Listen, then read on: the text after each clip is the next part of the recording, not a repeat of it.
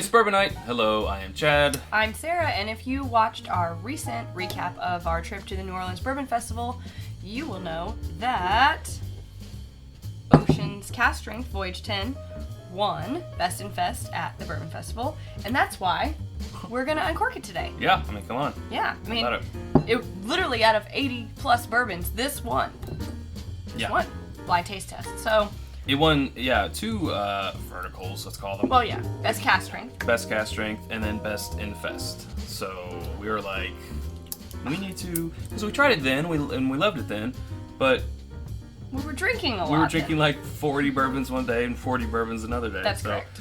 Like, we gotta delve into this some more. If it's, I mean, research needs to be done. Right. Here we go. Yep. There it is. Would you like to? Oh, sorry. Would you like me to stick this up your nostril? Yeah, thanks. That'll wake you up. So this is the cask strength. It's 112 proof, and for those of you not familiar, cask strength just means, also known as barrel proof or uncut, just means they don't add water to it. And this was your tie. Like, you couldn't decide between what was your favorite at the festival. Between this and Wild Turkey Decades. Master's Keep Decades. Two very... Yeah. Some higher end stuff. Some higher end stuff, so we got a guy with some fine taste over here. Well, what can I say? I like this too a lot. Yeah. I love Voyage 7, which was the first cask strength voyage. And yes, I'll just go ahead, spoiler alert, we're going to bring out 7 and we're going to try it next time. We're going to do it. Next to this. We're going to do it. We're going to tell you about this one first, though. Yeah, so here we go. Let's smell it. I feel like the biggest appeal to this isn't this whole like sea salt air, blah, blah. It's the movement. It's the motion of the ocean. Right?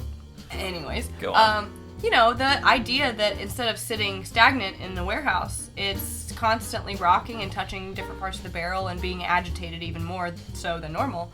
Yeah. That really intrigues me. And it's definitely the temperature change, crossing the equator 3 or 4 times, going through these climates that Kentucky just doesn't have. And then, of course, the agitation for about 6 months. And to speed that up, those temperature changes not necessarily once every season. It's you go that way, then you come back, or whatever their journey, whatever their route is. Yeah. Like 30 or 40 ports of call this thing has touched. And, I mean, this is Jefferson's bourbon, but it's cask strength, and it's been aged at sea for a length of time. So this is kind of strange, but like, and this is no like nose notes, but this is like a feeling. You know when you walk in someone's house and it has like a distinct smell, like you've been there before or whatever? Well, I'm definitely getting a distinct, this is Jefferson's. It smells like that, but it also has that feeling like a safe space. You know what I'm saying though, like you walk into like your aunt's house and it always smells the same way. Yeah. Like the slightest bit of potpourri. And maybe that's where I'm getting it from, this like sweet potpourri and I don't know. Sure. Well, it smells like I want to taste it. It smells like I want to taste it.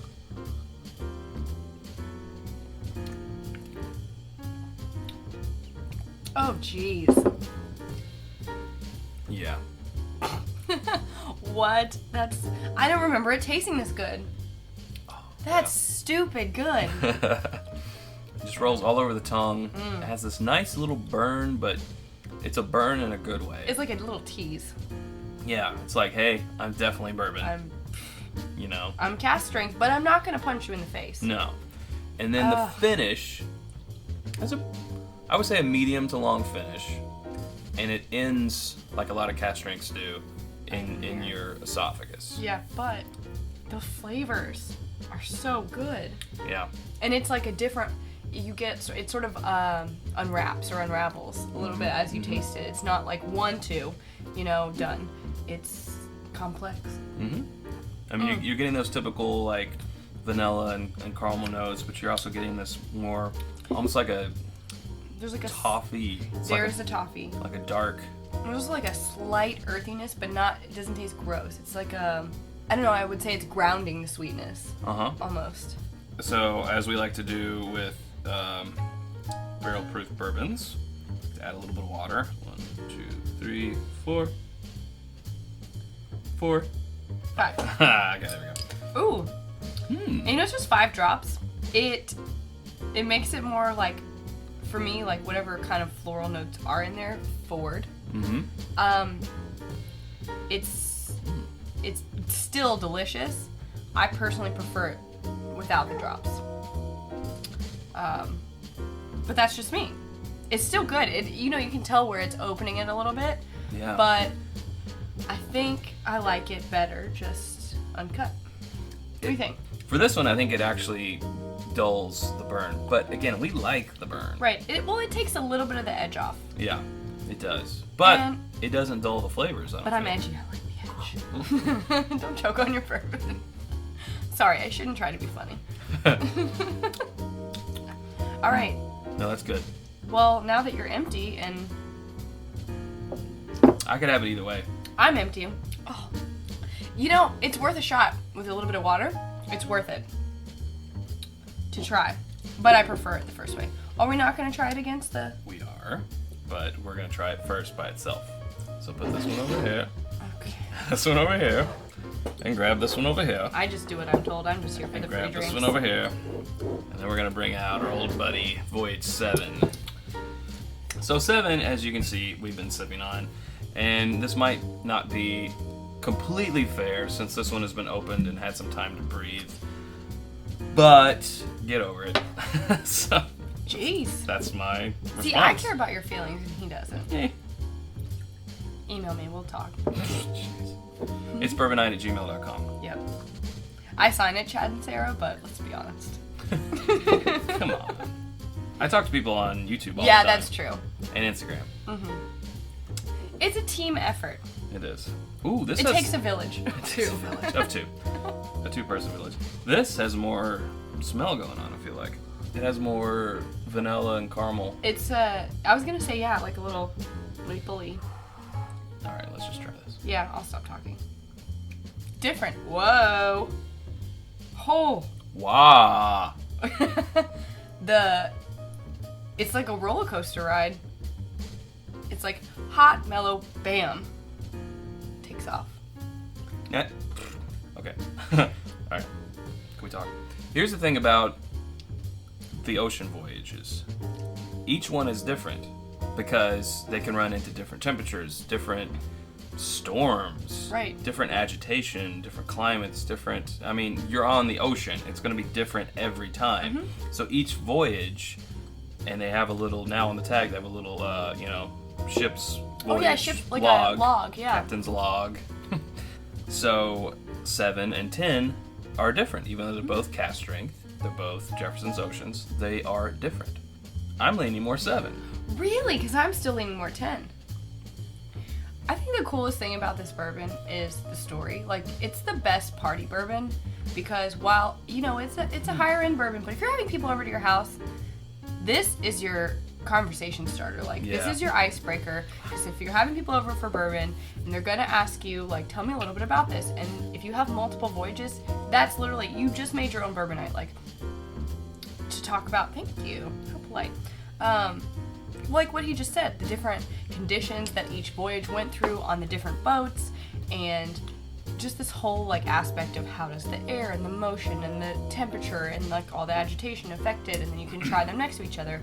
And this goes back to how bourbon was originally aged when it was sent from Kentucky down rivers to eventually to the Mississippi, all the way down to New Orleans, where they tried it and they're like, I want some of that bourbon whiskey, because it had aged and it had agitated in its maturation and Temperature, and stuff. So here it is with some water. See, now it makes it hotter. I got a little bit in my lungs. That's nothing to do with the bourbon, it's just my uncoordination with the drinking. Slightly. I I like 7 better without the water. 10, I like it either way. like 10 better either way. So I have 10 on my right, I have 7 on my left. You should do the same. Have 10 on your right. Oh snap. That was too much. 10's on my right.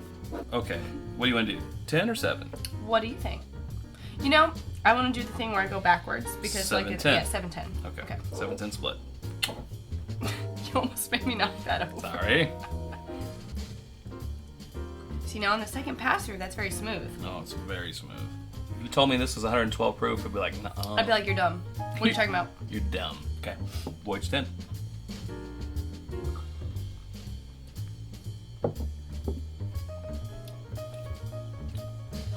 More flavor. Exactly. The flavor. The flavor is crazy in this bottle. It's like fireworks of flavor in a bottle. I have a hypotenuse. Hypothesis. Hypotenuse. Why you got it? I'm on TV. Why do you got to correct me in front of all the people? You blended like the angles of a triangle with a theory. So I just have to call it out. Okay. I think that's what a hypotenuse is. Someone correct. Yeah, okay, hypotenuse. Hypothesis. Angle? Hypotenuse. Hypothesis is a theory, I have an and idea. a hypotenuse is an angle, I have a theory. I think. Or a line between. Something about a triangle. My theory is when you're trying a bourbon, and we did have our control bourbon earlier to get us in, get our tongue. It's like stretching before working out. We had our control bourbon, so we didn't just try these straight off the bat. But my theory is when you're trying it, your second bourbon, we'll call it, this can be a little rougher, and this appears much smoother. After you get a few more in you, the personality of this bourbon comes out more. Like now that I've had more in me, and we've gone back, I'm starting to appreciate this a lot more. Right. And that's how we tried it at the Bourbon Festival. It's flavor forward. It's a kind of aggressive. Yes. It's a little aggressive with the flavors. And by aggressive, I just mean it's there's so much to taste. Yeah. And, you know, so my theory, I prefer it. My theory is when you've been drinking more, you prefer this more, because at the Bourbon Festival we had a few and we tried this and like, oh my god, this was was the best magic. thing ever. Yeah, very tasty. So upon repeated visiting, 10 is really standing out. I mean, there's just so much to be said about this, because everyone's like, oh, bourbon is, you know, tradition and heritage, and that's true. That's true. But if you think about it that way, and you think about all these limitations, because there are a lot of strict limitations on what is bourbon and what you can do to it, and something like this, like a company like Jefferson's, because otherwise, if no one stretches the boundaries and the limits and pushes and tries and experiments, and then for the rest of our lives, our being, you know, me and you and whoever else is alive right now drinking bourbon over 21, we're just going to experience the same small box of bourbon, and that's fine because they're delicious also. But to me, it's really refreshing to have something push outside of that and say, how can we keep the growth going? Like, how can we take what's already amazing and bend it and twist it and shape it to stay within the laws but push it? Right? What? Yes, what she said. Sorry, I was over here going on a journey. I'm gonna say, it's hard to call. I'm gonna say if you're starting off with your first bourbon, I would recommend Voyage 7. If you've had a few and you want to have more of a flavor explosion that you can appreciate, that you might be a little conflicted about on your first bourbon, Voyage 10. I'm going to have to disagree with you. Oh, shocker. I'm going to have to say 7 is good, but 10 is where it's at, because if you are trying it for the first time, you can experience the uncut cask strength, and as we just discovered, it is also good with water.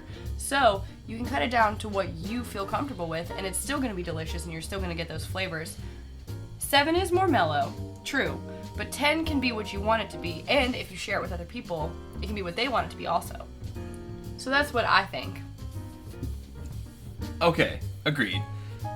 If you're more of a I like 100 and below, like if you like the typical Jefferson's 90 proof, but you want to try cask strength, I would say Voyage 7. If you're more adventurous and you want that chutzpah, that giddy up, I would say Voyage 10. I would also say you couldn't go wrong with either one. You can't go wrong with either one. They're both delicious. They're just different, you know? Yeah. Moral of the story is that either one of these cask strength flights, 7 or 10 of Jefferson's Ocean, Yeah. is a winner. And we recommend it, and it's whether you buy into the story or not, something happens. Right. It's tasty. Something changes this bourbon. whether it's the sea, air, or not. It doesn't matter, in my opinion. Temps, boats, air. The story, I believe the story because I want to, because it's kind of like, it's Tooth Fairy, it's Santa Claus. Yeah, Santa Claus. You want to believe. That's what I'm saying. It's Peter Pan. Right. You want to believe. And that's what it's your happy thought. It makes you fly. I want to believe, and I do believe, but regardless of whether you do or not, this bourbon tastes different than regular Jefferson's or Jefferson's Reserve or whatever bourbon. It's different, and it's unique, and you should try it, and we recommend it. We do. So, that'll do it. Right? That's probably it for us. That's probably it I for could us. keep talking, but it would just be a lot of babbling. A lot of babbling, a lot of... Right. If you have any more questions, shoot us an email. It's itsbourbonnight@gmail.com. Shoot me. Or comment on this video, which I will answer, or comment on Instagram, which I will answer. Well, sometimes I ask him for his opinion. He never asks me for my opinion. Never. Anyways, that's enough. That's We time to wrap it up. Okay. All right. All right. Until next time, thank you, Sarah. Thanks, Chad. And until then, drink more bourbon.